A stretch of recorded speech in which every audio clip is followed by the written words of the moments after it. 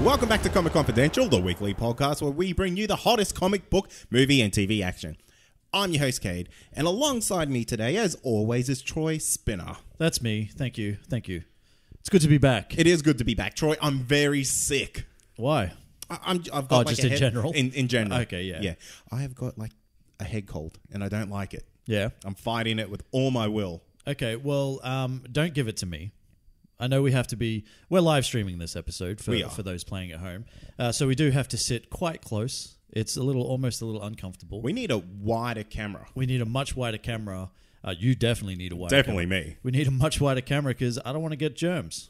I don't want to get germs on me, and I don't want to be sick for the week to come. I'm officially on holidays from today. Oh. It's only for, it's for like a week and a half or something, but still. Are you doing anything? I am off to the city of Angels? No, churches? Churches. What's Adelaide? City of Angels is LA. I'm not going to LA. I'm going to Adelaide. Yeah, right. Yeah, I'm going to go check that out. I've never been. Heard it's really lovely. And, I'm going to get my church on. I'm going to get my guy Sebastian on because that's where he's from. Yeah, nice. You know what you should do? I do believe in that same week that you're down there might be a podcast festival on. Is there? Yeah. I know there's the Fringe Festival is on, which is like a whole kind of like comedy festival. They do a whole bunch of different things that I don't really know because I've never seen it, but apparently it's huge. Yeah. And that's happening. So I don't know if they're doing a podcast festival at the same time. Maybe as part of it. Maybe. But I will take my Comic Confidential shirt and I will rock it with pride. And I'll go and I'll just start snatching people's microphones and I'll just be like, Comic Confidential represent, or, Wakanda forever. I like one that of those two. Yeah. Yeah. That's really good. That's my promise to you. Okay, nice. Troy, I've had another problem this week. What's that? My dad has learnt how to text message. Oh, damn. And he has been texting me every day. So, how old is your dad? He would be 72. Damn. He's old. He's an old man. Well, look, good on him for actually, embracing technology. Like 1990s something technology, whenever texting started. But yeah, so congratulations to him for that. But I feel sorry for you, man. Yeah, he thinks he's the best too.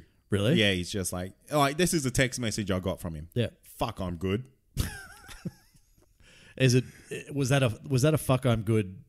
Was that his first text? Yeah. He's like, because he's figured out how to text. Yeah. He's that's just super excited. He's like, fuck, I'm good. Yeah. And how to text. Yeah, he pretty much. Man, I like you. And now he's like, how's your day? It's like, Dad, I'm at work. I'm working. How's your day now? Yeah. Yeah. Every day. How's your day? Oh, well, look, that's nice. He's found a new way to communicate with his boy, and he's going to flog it till it's dead. I'm going to ignore those text messages like I ignore his phone calls. Yeah, look, it is one of the worst things that a child can go through when their parents actually learn how to text. Yeah. And they embrace that technology. It's not great. No, it's not great. So you're in my thoughts and prayers. Thank you. Thoughts and prayers. Thank you, my friend. For whatever that means.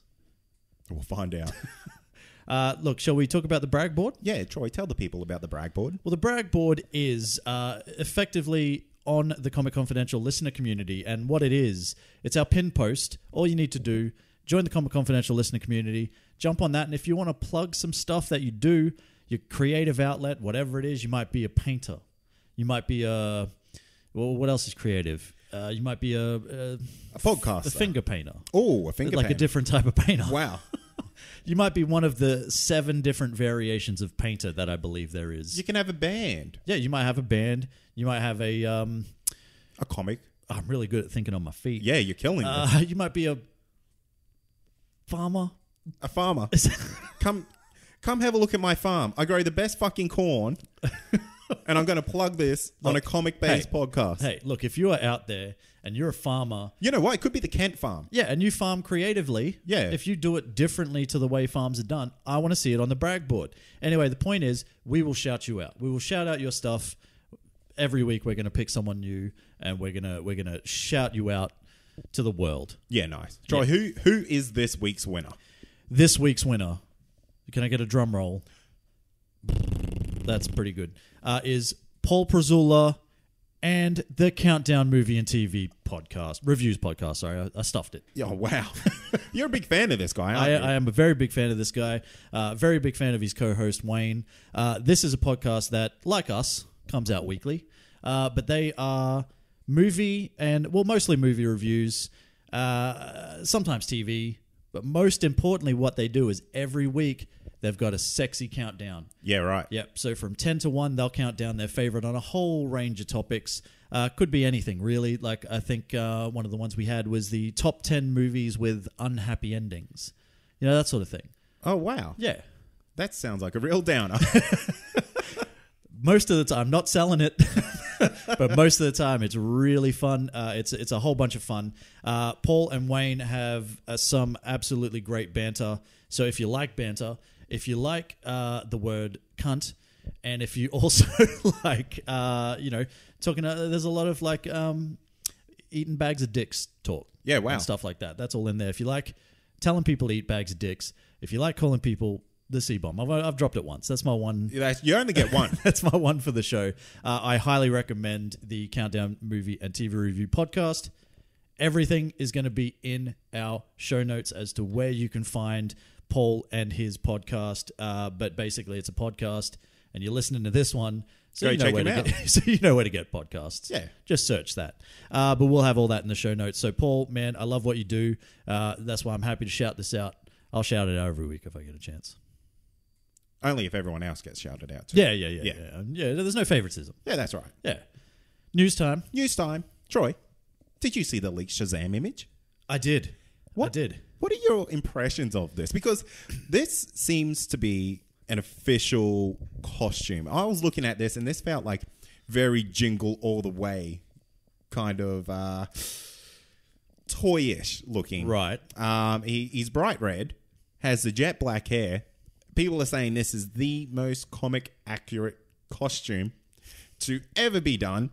I feel like this is cheap looking, mate. Look, I never want to be that guy that takes these like really early images and goes, that looks shit. Like, get your shit together, you guys. Like, you don't know what you're doing. Guess what? They know what they're doing.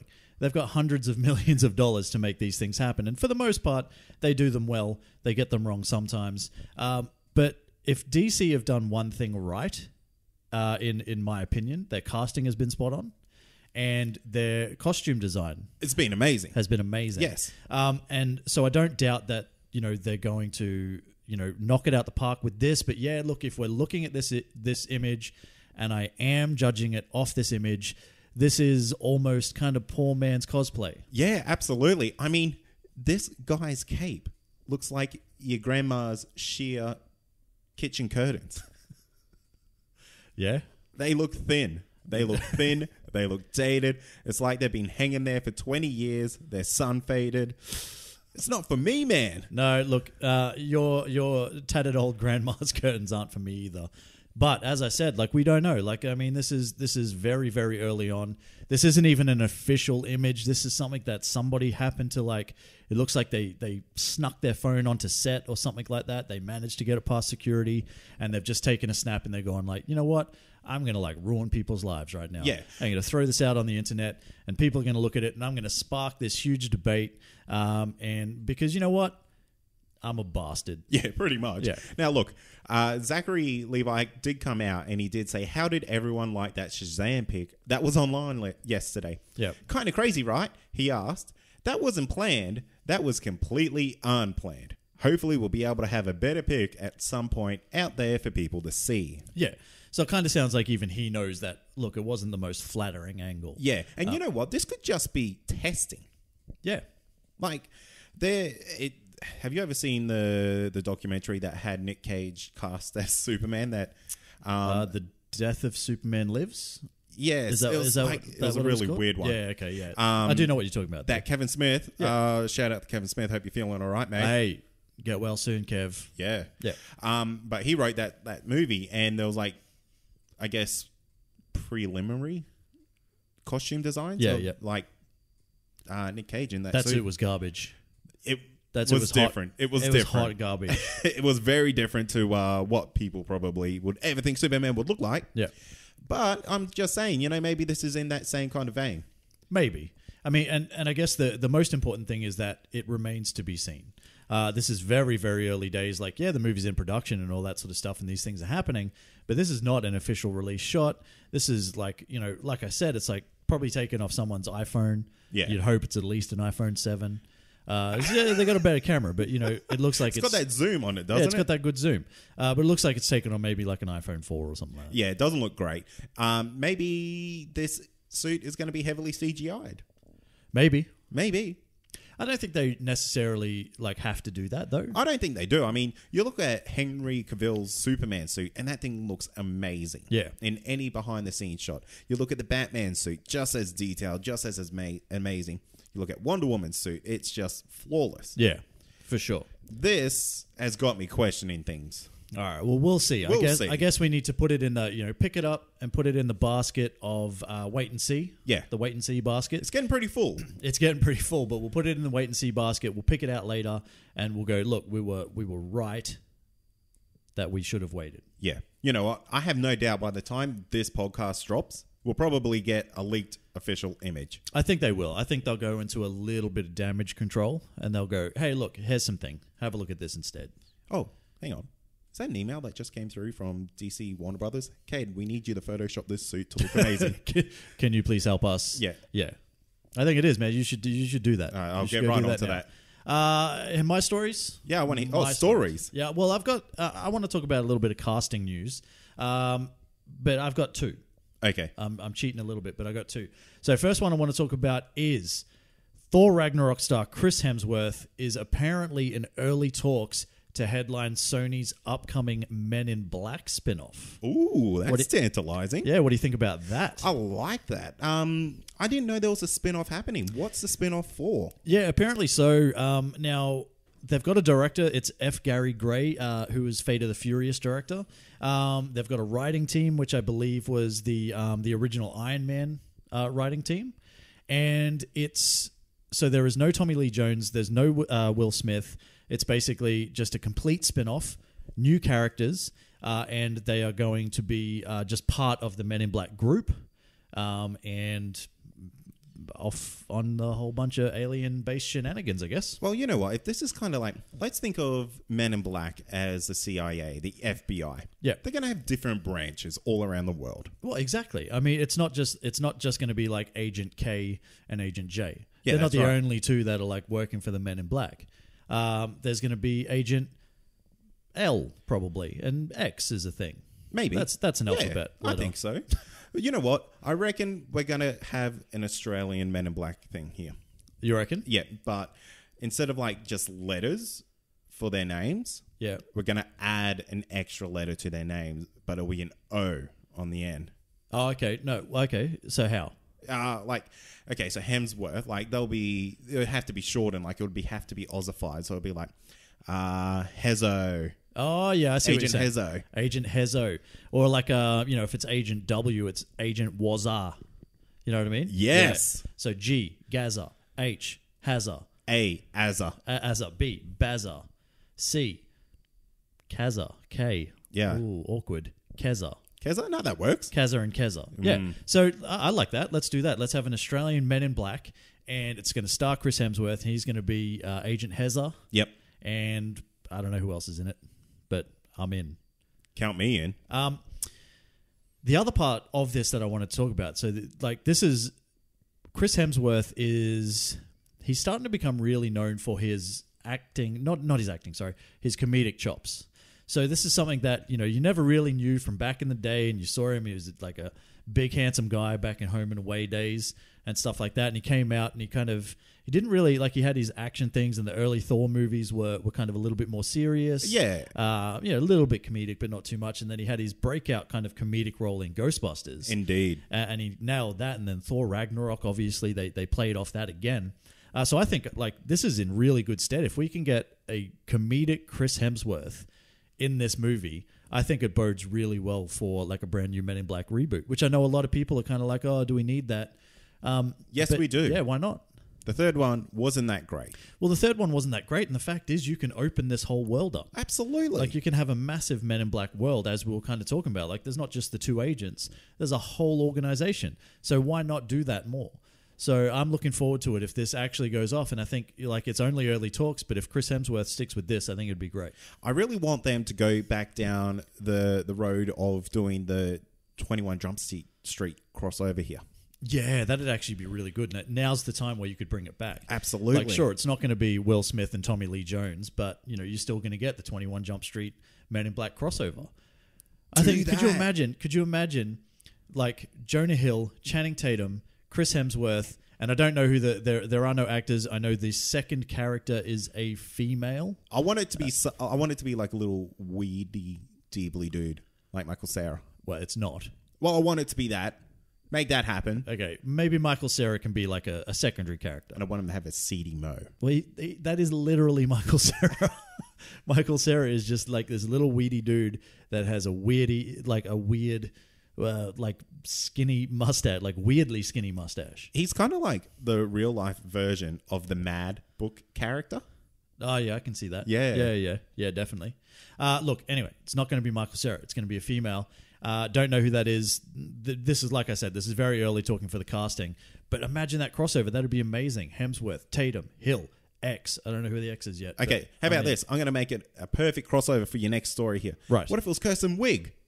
That I could get into. Yeah, that would be good. Those two work well together. They do. If you had Chris Hemsworth and Kristen Wiig as the Men in Black characters, because... Like, yeah, That's perfect. I'm done. Yeah, actually, you've nailed it. But the reason why we're talking about Kristen Wiig, sorry, as we say Kirsten, but it's Kristen Wiig, is because she is in early talks to play Cheetah in the upcoming Wonder Woman sequel. And this is not going down well with L fanboys. No, it's not.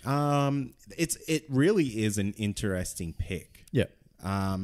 Because a lot of people know Kristen Wiig as SNL. They know her as the comedy girl. Bridesmaids, that's like Ghostbusters, et cetera, et cetera, et cetera. Like, but, she has had a couple of really, like, good quality dramatic roles.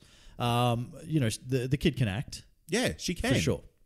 But yeah, like, I mean, I'm always one of these people and, yell at me if you want. Go for it. But I'm always one of these people that that struggles to separate these like really heavily comedic actors from their comedy. Yeah, right. Right. So even if they have these dramatic roles, everything that I think about is like, oh, it's going to be funny soon. Like he's going to... Yeah. Like when Jim Carrey went and did 23, you're like, he's going to do an Ace Ventura thing. So. Yeah, at some point, like he's going to do an Ace Ventura. Like Eternal Sunshine of the Spotless Mind. It's like, come on. There's an Ace Ventura thing in here somewhere, I know. And he just never does. The same as with Kristen Wiig. Like, I love her. Like, I'm a huge fan. She's one of my favorite female comedians. But it's just one of those things where, like, if you're talking a little bit more of a dramatic role, and I say dramatic just based on how the original, like the first Wonder Woman was. Yeah, absolutely. Yeah. I mean, you would call it a dramatic action movie. Yeah, yeah. That's pretty good. Like it's heartfelt and it's touching, and there's character depth and all that sort of stuff. So it's not to say that she can't do that, but it's to kind of say it would be very distracting for me if it was her. And I know that they could just play it as her as kind of like the human version of that character before she becomes Cheetah, and then Cheetah is completely CGI'd. Yeah, but I don't think that's necessarily the case. I don't know if that's the way they're going to do it. I don't know. Like, it would be disappointing if the character was heavily CGI. It would be. And, I had a thought today. This is my driving home thought. Yeah. It was, how's Cheetah, like that whole mythos of that, how's that fit into this DCEU universe? Because, like, okay, we have parademons, we have Steppenwolf, we have Darkseid, we have Kryptonians. Yep. Like, we have all these are aliens. Like, is she going to come in as an alien? Like, they haven't really delved into this, like, other mystical part of this universe yet. Well, what about Suicide Squad? Killer Croc, as an example. So they have gone down the whole kind of like, true. I don't want to say mutants and trigger people, but, like that kind of of route. So, like, it could just be a similar sort of thing. Yeah, it could really play off, like, this is just a thing that happens. These are people that actually exist out there. So, I don't know. That's how I would see it happening anyway. As much as I love Kristen Wiig, for me, probably not the right choice, but that, it's not my job. You know what I mean? And I trust the process, especially with Wonder Woman. Like, as far as having Patty Jenkins still at the helm, Gal Gadot is definitely still Wonder Woman. She's going to have heavy input into what goes into the second movie. So, I trust in the process. So if it's Kristen Wiig, then it's Kristen Wiig. All right, guys. Well, as you know, it is almost Infinity War time. With less than 2 months to go before the biggest event in the history of comic book movies hits our screens, we've still got some damn questions. Namely, where the hell is the Soul Gem? 18 movies in and 5 of the 6 Infinity Stones are accounted for, but not that one. Some thought we'd see it behind Odin's eye patch in Thor Ragnarok, but no. Others thought the Soul Gem would pop up in Wakanda in Black Panther, but it didn't. So just like Robert Downey Jr. and Benedict Cumberbatch once did, we're going to play Sherlock Holmes and try to figure out this mystery in this, the first of our Road to Infinity War specials. Dun, dun, dun. Yeah. That's so cool, man. I'm so excited for this Road to Infinity War. Yeah. Because it lets us go back and talk about those movies that we couldn't talk about because we started the podcast too late. Like way too late. Way too late. Like 8 years too late. Yeah. But yeah, I guess for a little bit of clarification, the Road to Infinity War is... it drops. Infinity War's got a new worldwide release date, April 27th. And when that comes out, we've got a couple of months before that happens. So we're going to throw in some Infinity War related episodes as we go through these months and really try to ramp up the hype for this movie because no one's talking about it, man. No one's talking about Infinity War. It's almost like no one wants to see this thing. It's we insane. need to hype it up. It's up to us two to hype up the goddamn movie because no one's going to see it. It's insane, isn't it, Troy? It is. Now, I guess before we talk about where the gems are, we should probably talk about where they came from. I think so. Yeah? You want to do that? Okay. So before the universe began, 6 singularities existed. Sometime after the universe exploded into existence, these were formed into 6 Infinity Stones / gems, depending where you're coming from, Troy. Comics or movies. Yeah, see, so I call them stones. In the movies, in the comics, they're gems. Gems, yeah. In the movies, they're stones. I'm a stone guy. Yeah, I'm a stoner. I'm a stoner. You are a stoner. Yeah. So each stone represented a different aspect of the universe, and that was space, mind, reality, power, soul, and time. Damn.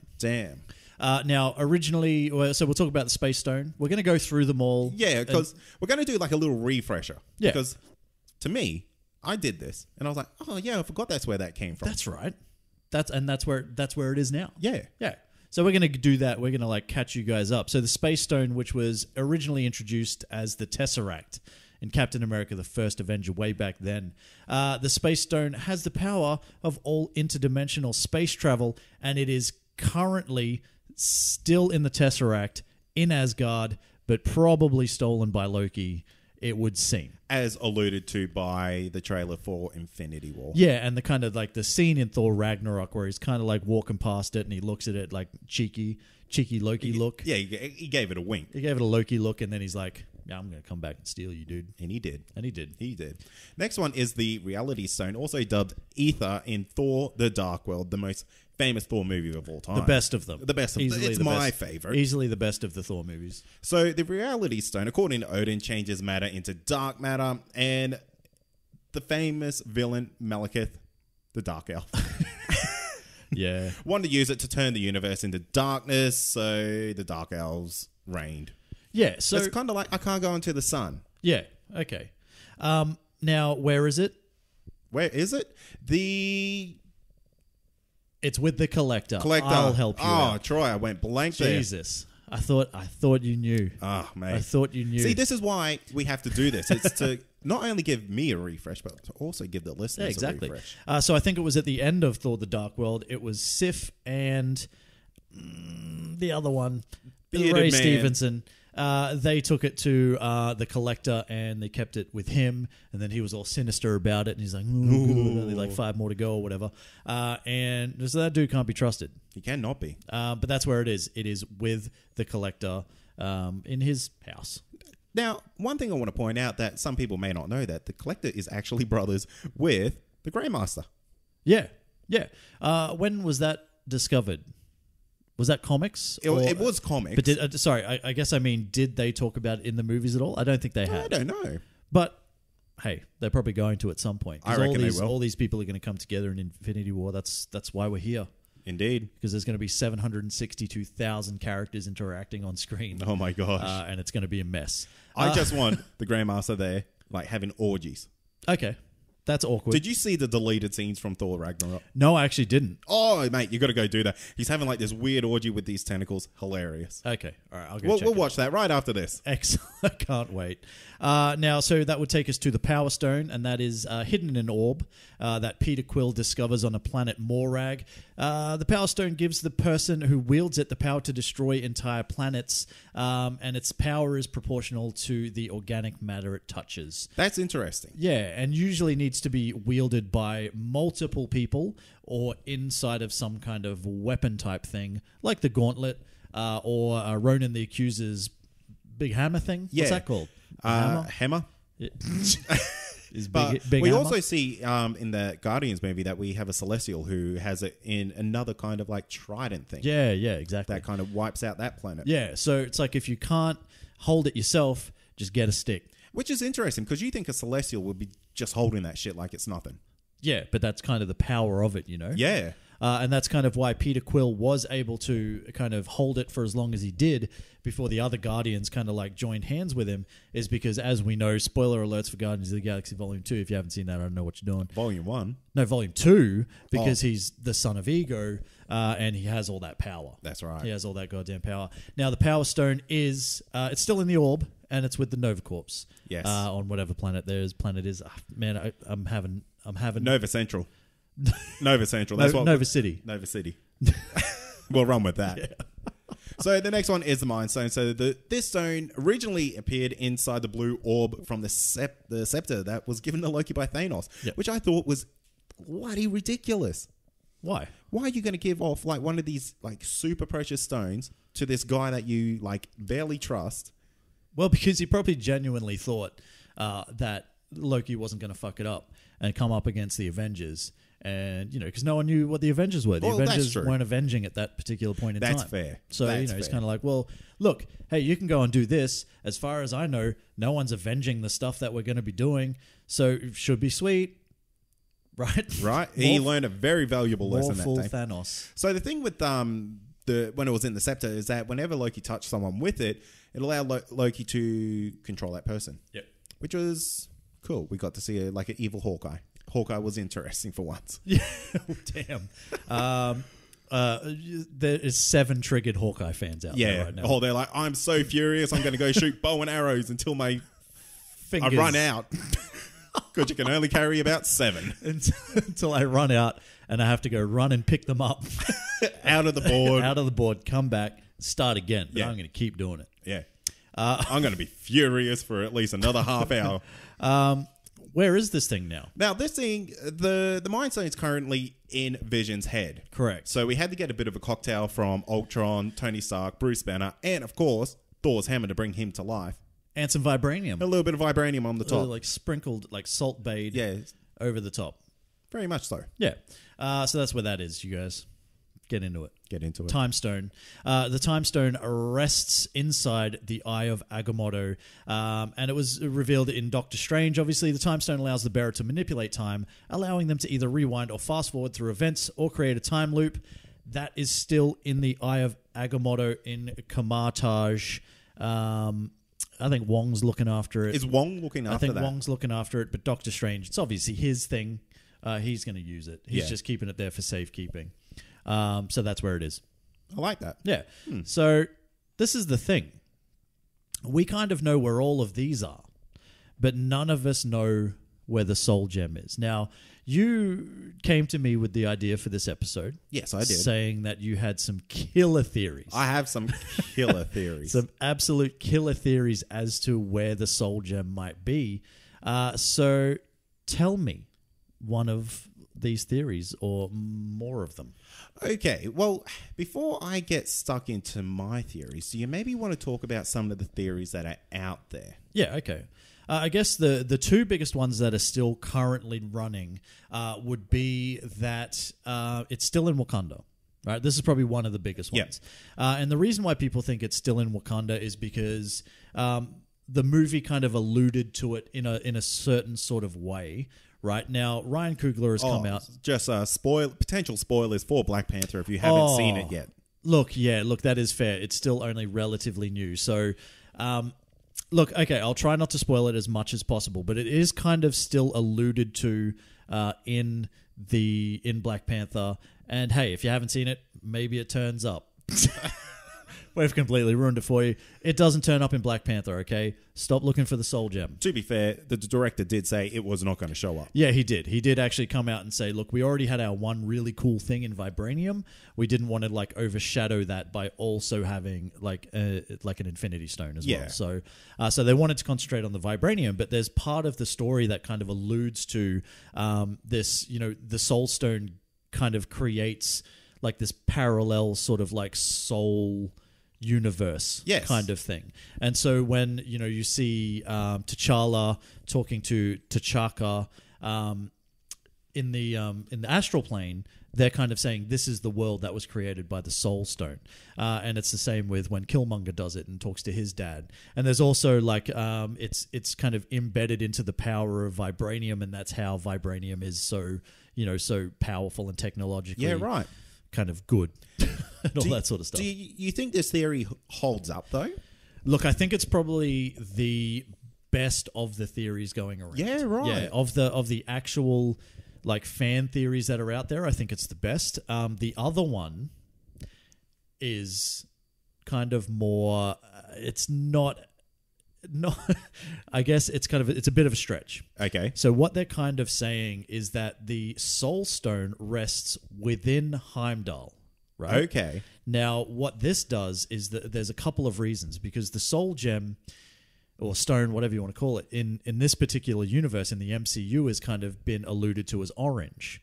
Now, he has orange eyes. He does. Now, it also gives you the ability to see every like soul on the planet and, be able to connect with anybody and see through dimensions and all this sort of stuff, which is exactly what he can do.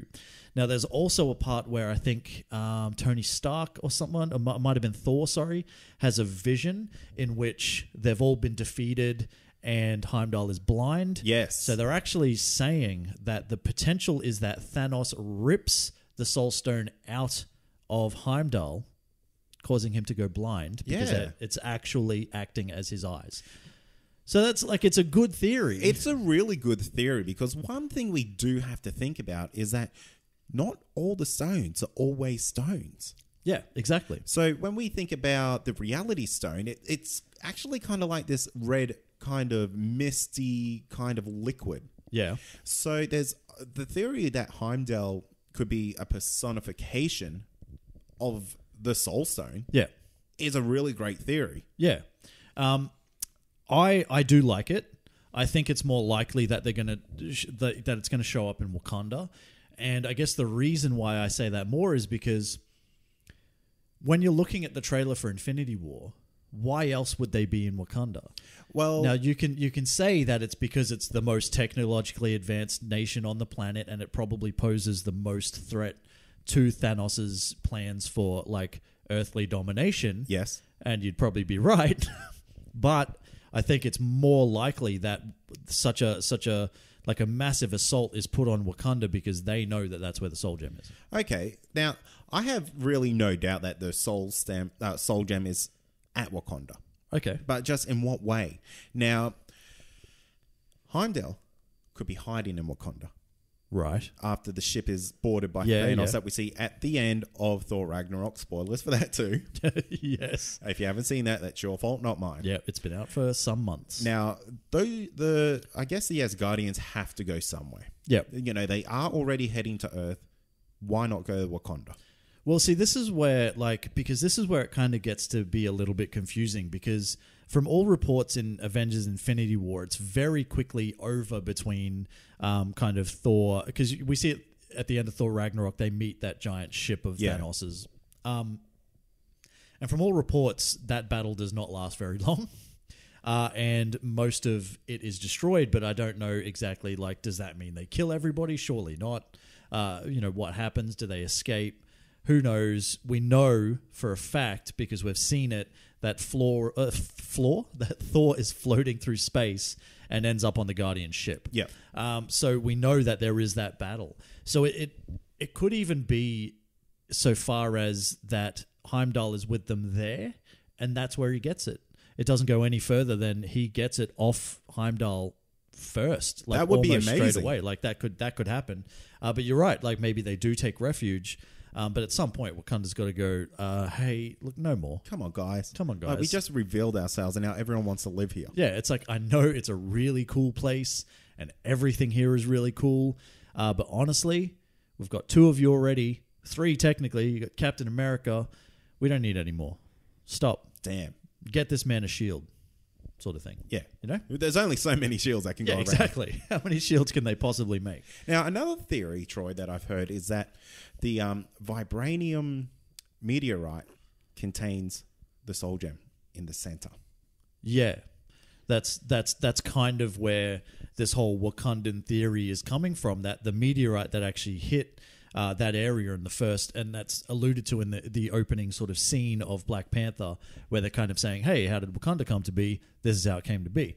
And it, created, that area and the heart-shaped herb, and like giving, these like people these properties, these abilities, and then also, being like creating this like astral plane and stuff like that. And that's kind of like, so it's really kind of pointing towards that. Yeah, but like, does that mean that Wakanda is going to get destroyed? Potentially. Because that's kind of, that's not easy to do. It's not easy to do, but we do see in the Infinity War trailer that an army has been led to Wakanda to fight. Yes.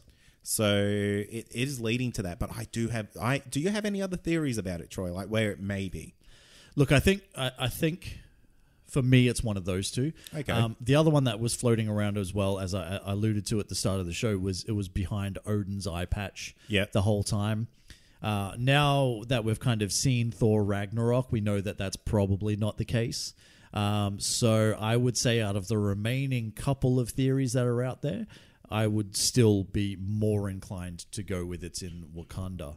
But what about you? Have you got anything else crazy that it could be? I have the craziest theory for where this last gem is. Okay. We're getting an Ant-Man sequel. Yes. Now, Ant-Man is really one of these characters that like seemingly doesn't fit into this universe in a very, I guess, important way. Yeah. I reckon we're going to get our soul gem in the microverse. Okay. Now, why? Why?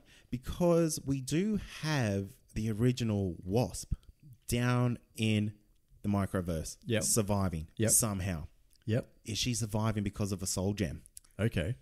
So the microverse only exists because of the soul gem? Yeah. Interesting. And this way, Ant-Man becomes a major player within, I guess, the MCU now. Now, the only problem with that theory is that Infinity War comes out before Ant-Man and the Wasp. But it doesn't mean we're going to get the soul gem in Infinity War. Or it doesn't mean that they won't still get it, and then the ramifications of that affect Ant-Man and the Wasp. Yeah. Yeah, look, it makes sense. I'm not buying it. Yeah, you haven't sold me on it yet. Have you got anything else that you can sell me on it with? Well, you see, any other like reasons as to why it might be in the microverse? Well, the reason I think it might be in the microverse is because this is really an unattainable location for Thanos to be. Okay. And he might need to get all the other gems to be able to go into this microverse. Right. So he'll need the Space Stone, maybe the Reality Stone, Power Stone to maybe get the abilities to shrink that small. Yeah, to go into this area. Well, I'd say at least the Reality Stone would be the key. Interesting theory.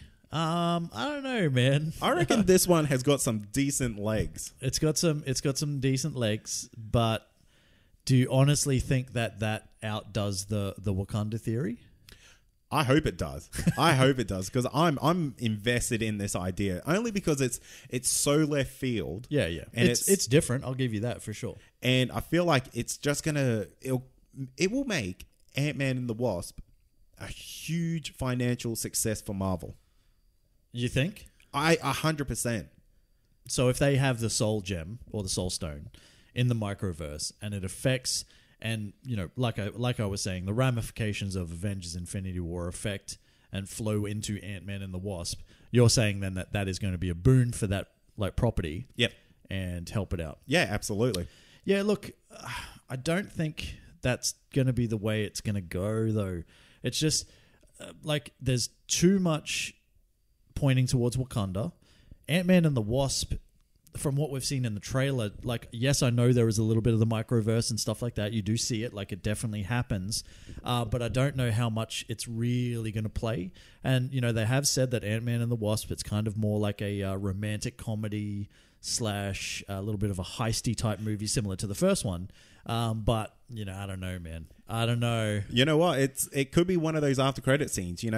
There's only a handful of people that so far can go kind of to this microverse. One's the people in Ant-Man. Yeah. And Doctor Strange. Okay. Now, there's nothing to say. Doctor Strange is officially our magical protector of Earth now. Yeah. And there's only two ways to get there. Shrink really small or go there magically. Right. Now, I reckon we're going to get a Doctor Strange handing over this gem at the end of this, at the end of Infinity War. Really? Yeah. Interesting. I mean, I don't dislike it. It's not like I like where you're going with it. I just don't know, man. I feel like we're going to get theories blowing up for forever about this. Well, look, this is the thing, and the whole reason why we're doing this is we're not here to necessarily solve it. We know we can't do that because we genuinely don't know where it is. We can hypothesize all we want, but we want you guys to hypothesize as well. Like if you've got some crazy theories about where the Soul Gem might be, hit us up before Avengers Infinity War and let's put a tab on this thing. Yeah. Let's see who gets it right. Who gets it right, and there's a prize at the end to one winner. I don't know how you're going to regulate this, but I like it. This is the thing. All right, here is how we're going to do it. We're going to do it like this. I'm making this up as I go. Okay. It could be very flawed, but we're going to do it like this. We're going to do it in the Comic Confidential listener community, and that's where we do everything. So everything. If you're not a member of the Comic Confidential listener community, jump on there. Is absolutely the easiest way to interact with the show and other people around it. So we're going to do it in the listener community, and we're going to set up a thing, and we're going to have people posting their theories. Yep. Right? And then the one that's the closest to it, come Infinity War, is the winner. Now, if there's multiple with the same theory, like saying, I agree with Troy, his Wakanda theory is that's the one for sure, then we put those people into a hat and we pick one out, and that person's the winner. What are they going to win? I thought they were going to battle to the death, Troy. Well, look, okay, all right. First, we'll battle to the death, and then the last man standing, or female, it could be lady, man or lady, last person standing is going to be the winner, and they'll be crowned the Infinity War champion, and they're going to get something. I'm going to find something to give you that'll be really cool. We got some stuff. We'll make a shirt specially up for that. We'll make a shirt that says Infinity War champ. Is that a good thing? I like that. Okay, yeah, you're going to be Infinity War champ. It would be a crown, with the gems in it.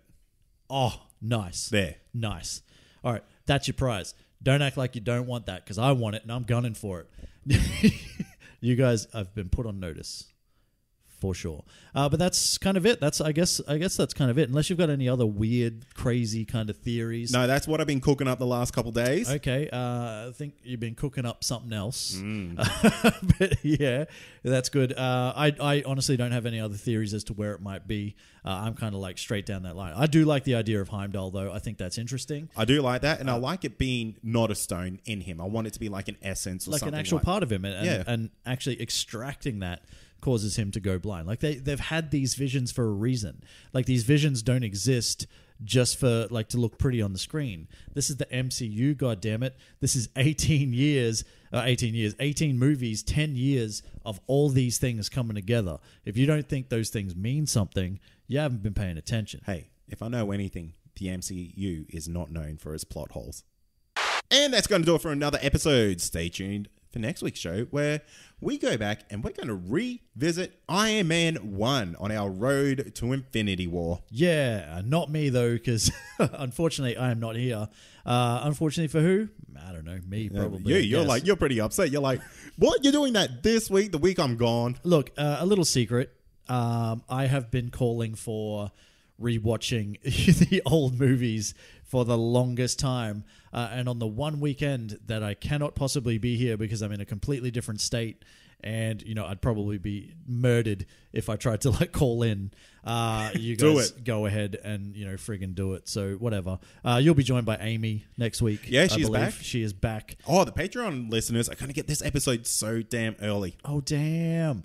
So that's happening next week. That's what we're going to do. Now, before we go, I want to bring back listener questions, man, because we haven't had some listener questions for quite some time. It's been a little while. So I'm going to throw a couple out there. I say a couple, but it's probably going to be like 5. 5? Yeah, I don't know. Okay. Just making it up. Now, all right. What was there just a question in general, or are these all random? They're all random. Okay, They're I like definitely this. random questions. I like this. Now, I'm gonna ask a few. I'm gonna start with this one. This is from Thomas Hall. Okay. So these all come out of the listener community. Thomas So Hall, big shout out to you. He's a Patreon supporter. Hey, there he is. Now, why is it that Tobey Maguire Spider-Man is so much better than the rest? Trick question. It isn't.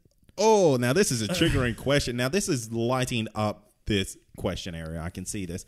It's got 28,000 replies on that. Yeah. Wow. Now, look, there is something about it, and I think what it is it's kind of like the first real. And I know we had X-Men before it, and we also had Fantastic Four and stuff like that, but they don't count. We had X-Men, Yes. X-Men, and X-Men 2 were great. But this was really kind of like the first, everyone loves Spider-Man, and this is the first kind of Spider-Man that we got, and they did it really well. Don't get me wrong. They did it amazingly. Absolutely amazingly. Number 1 was fantastic. Number 2 was even better. Number 3 was dog shit. But the whole kind of thing with it is that I don't get into is that Tobey Maguire looks like he's 40 the entire time, and he's supposed to be a kid, and he's supposed to be like a high school kid, but he is dead set way too old to be Peter Parker. And the Spider-Man wasn't exactly the Spider-Man that I was looking for. If I was going to say that, I would say, some people are going to hate me, Andrew Garfield's Spider-Man, not his Peter Parker, was probably the better Spider-Man out of those two, even though I now would say Tom Holland by far. Look, I'll agree with nearly everything that you said there. If they made this, where they went wrong with the first 3 Spider-Man movies was making him in high school. They should have changed the narrative a little bit and made him a college student. Yeah, why not? Because that's more believable for me. And I think that's kind of where they went eventually after the first one. Yeah. But you can't cast 30-something-year-old Tobey Maguire as 17-year-old Peter Parker or 18 in high school, however old you are in high school. I don't know. But you can't do it. It just doesn't work, and it just didn't play off that well. But you know what? That was very much of its time back then. Yeah, okay. It wasn't uncommon to see TV shows, movies with people who were 40 years old playing 16-year-olds. Yeah, for sure. These days it doesn't really slide. I mean, I guess child actors are a lot better these days. Yeah. And the quality of content that you get out of these kids is amazing. So it's of its age, mate. Yeah, that's fair. Look, and if nothing else, it did give us that really cool upside down kiss scene. It gave us the emo Troy. emo Spider-Man, emo Peter Parker, whatever. Can you name any franchise that has more, I guess, iconic scenes than the Spider-Man series? The porn parodies of the Spider-Man series. Harry Young asks, which famous actors could you beat in a fight? All of them. I would like to think that I could beat most of them. Yeah. Do you know the thing with a lot of actors is they're actually quite short. And I'm a shortish man myself at what some would call, what is it in the old language? 5'10". Wow. Yeah, that's pretty short. Maybe I'm going to push it up a little. Maybe 5'11". You are pushing it. I just gave myself a whole inch. But, my point is that they're quite small. And even the ones that you think look like big men on screen, like Tom Hardy is only my size. He looks like a giant, but he's only I think he's only 5'11". Wow. That doesn't necessarily mean anything because it's not necessarily how big you are is what determines. But I guess my point is that, I could take him. I think you could. And you're a big human, so... Just lay on him. You just lay on him. So to answer your question, all of them, except the ones that can really fight, like the Tony Jars of the world and stuff like that. There's probably a few people that would have some trouble with. Who I reckon would be a bit of a brawler? Who? Like, you just, you wouldn't really think, but I think you'd, like, really kind of get into it. Like Jeff Bridges. Oh, yeah. Old man Jeff Bridges. Yeah. Remember him in the original Iron Man that you guys are going to talk about next week without me? That dude looked like he would fuck you up. Yeah, he looks real mean. And Jeff Bridges is an old dude, but I reckon Jeff Bridges have that old man strength. Fucking oath. He's got that dad dick. Yeah, he's got a dad dick, swinging that around. Swinging that, just knocking people left, right, and center. Do you know how I reckon fights really well? Owen Wilson. What? Because he's always surprised at, like, how good other people are fighting. And that's why his nose is all bent. Right, okay. And that's why he's like always like, wow. I'm going to move on. Okay. So now this is a pretty look. Someone has commented that it's a pretty evil question, but this is from Kane Raymond. Out of Marvel as a whole and DC as a whole, if you had to choose one to exist and one not to exist, which one would you pick? And I'm assuming that means all properties. Okay. So because he did say as a whole, so he's talking movies, TV, comics, soundtracks. Ooh. Okay. Let's make it easier on us. Okay. Let's go movies, TV shows, Okay. Comics. All right. and animated series. Okay. Let's start animated series because that's a no-brainer. Marvel. Wait, no. Are we talking about which? Oh no, which one would you pick? Not Yeah. get rid of. Yeah. Okay. Obviously, DC. DC for animated. Okay, let's go to movies. Movies is Marvel. I'll go Marvel. They've got the track record. They do have the track record. Comics. DC. Very, very easily. Oh man, I love me some DC comics, and I know Marvel haven't had the best track record of late. But does that mean I would lose all my like X-Men comics and stuff like that? I don't think I could handle that. So I'm going to say Marvel, even though I'm getting rid of some really good shit in DC. Damn. So, hey. What can you do? Fight me. Soundtracks. Marvel. They've got more. Well, they've got the Black Panther one at least. So it's number one. Number one movie, number one soundtrack. TV shows. This is interesting. Yeah, now this is where it gets interesting because Marvel have really come to the front lately. Well, they did, and then they kind of turned with Inhumans. Oh yeah, okay, fine. But like, if you look at Agents of S.H.I.E.L.D., yes, you've got Legion, you've got The Gifted, you've got Runaways. Yeah, like there's a whole bunch of shit that's happening. You know what we didn't talk about earlier, by the way? What? The trailer for Cloak and Dagger. Yeah, there's a reason for that. It was fucking terrible. It was boring, and I don't know enough about the characters to really kind of like be able to have an opinion. Like, I don't feel like it's my place to have an opinion because I don't know enough about it, and I probably wouldn't be doing them any justice. And no one would care. All right, so what do you think? Because I'm gonna, as much as it pains me, I'm gonna stick with Marvel. Yeah, I'm gonna stick with Marvel too. Damn. Yeah. You know that you lose Smallville. Man. Agents of S.H.I.E.L.D. got good. It did. Did it get like, let's destroy friggin' Smallville good? Yeah. Chris Sutherland asks, do you prefer your tacos with hard or soft shells? Now, I'm going to answer first. Okay. I actually prefer my tacos with soft shells. Wow. Yeah, because man, fuck hard shell tacos. Fuck hard shell tacos. Why? What's your beef with... What's my taco beef? Yeah, what's your taco beef? My taco beef is the fact that you can't get a hard shell taco in your mouth without the thing snapping in half and shit falling everywhere. You know what that doesn't happen with? A soft shell taco. Soft shell tacos all the way. What about you? I'm a hard shell boy. Oh, man, you would be. Look at you. Look at you. You're obviously a hard shell. hey, this is a good question. This is from Troy Ellington. He wants to know, how do mothers of children named Troy know that their child will be far superior to all other children at such a young age? It's something worth looking into, I think. Is it something to do with the midichlorians in the blood during pregnancy? Yes. It's a scientific fact that Troys have more than everyone else, and that makes us better just in general. I don't think it does, mate. This is look, it's science. If you and your Flat Earth Society friends want to continue to dispute science, mate, go right ahead. But it's out there. Mate, can you please keep my chemtrails out of this conversation? All right, now a serious question. This is the last one we'll do. This is from Sarah Dorber. Now, she's following on from the Brainiac Krypton preview. Costumes from comics you most want to see come to life on film, TV, or which suit would you want to wear in real life? Oh, I haven't got a body for any of those. I'll wear a Kingpin suit. I got that body. You wear a Kingpin suit. Yeah, so costumes from comics you want to see in real life, or which suit would you want to wear in real life? Look, I am dying to see Darkseid. Right. In real life. No, do you want to wear it? Yeah, I want to wear that too.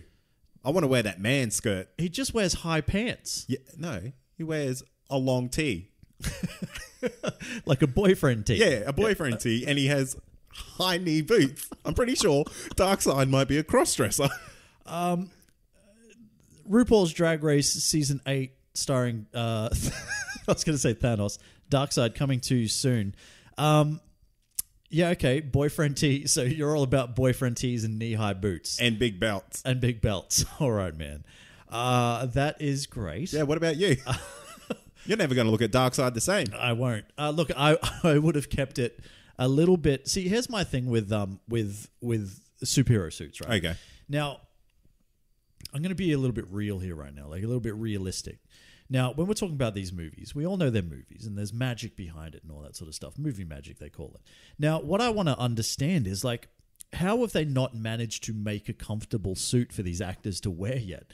Because every single one, like, you hear every single actor that talks about, like, their role. So whether it was even Chadwick Boseman for Black Panther has said it, Ben Affleck, every other Batman that has been Batman has said the suit is impossible to wear. Henry Cavill says that, you know, it's a struggle to wear that suit, but he loves it so much that he, like, pushes through it.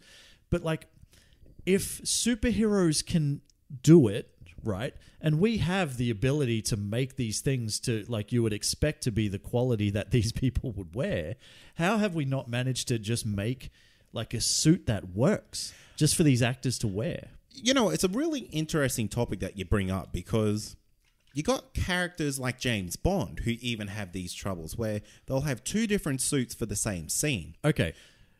Correction. What's his name? Daniel Craig had 26 Tom Ford suits made for one action set piece. You're joking. 26 of them. That's crazy. 26. So, like, we're complaining that, like, a one suit doesn't do it all, and James Bond gets 26. And all he is literally wearing is a suit. Yeah. Yeah. So, like, I guess it's a universal problem with clothing and doing unrealistic things in movies. Yeah, okay, that's fair. I just want them to get to a point where, like, you know, they're just wearing, like, actual suits and they're like, you know what, I could wear this the whole time. I feel like the Deadpool suit would be pretty close, because that's not exactly It looks more tactical. Yeah, it looks a little bit more tactical, a little bit more leatherish, rather than, you know, whatever it is they actually put these people in. I guess you just really have to look at any of the CW TV shows. Well, yeah, I mean, but they look like it, though. That's the problem, and that's part of the thing that we kind of dislike about the CW is their incessant need to use leather all the time. But then I guess when you get these movie quality suits, you just can't do it. Yeah, something's got to give. Did I answer your question, Sarah? No. But did we talk about something really interesting and touch on a few things that, you know, maybe, like, you know, mightn't have been said previously? I don't think she knew that James Bond had to wear 26 suits in one scene. 26 goddamn Tom Ford suits. Do you know how much Tom Ford suits are each? At least $11. They all had to be custom made for Daniel Craig. Obviously, because, like, the suit has to fit perfectly. It has to be a tailored suit. So they all had to be custom made for Daniel Craig. And man, Jesus. Oh my God, can you imagine? I'm sure he had to be in different poses for those suit measurements. Oh, yeah, I guarantee. It's and now it's like, hold your gun out. Yeah. Now bend at 45 degrees. Yeah. Now 50 degrees. Yeah. Now 60 degrees. Whip your dick out.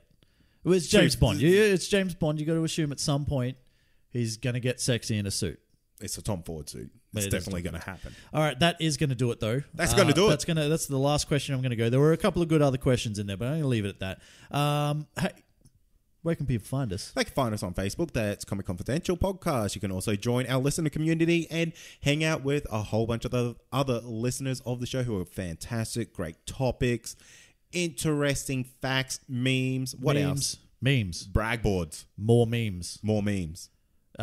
Gal Gadot appreciation posts. I put one up today. Yeah, you did. I love that woman. She's amazing. What else do we have? We got a Twitter, Instagram. That's at Comic Con Pod. Also have a website. That's comicconpod.com. Past episodes, future episodes, and everything in between.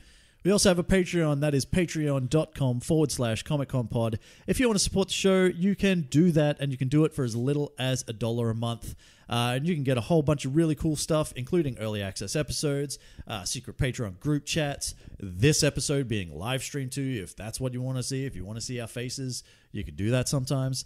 All those sorts of things happen, and we have a new guy that we've got to shout out. We actually gave him a shout out, Carl Shavel, last week for Geek Out Comics on the brag board.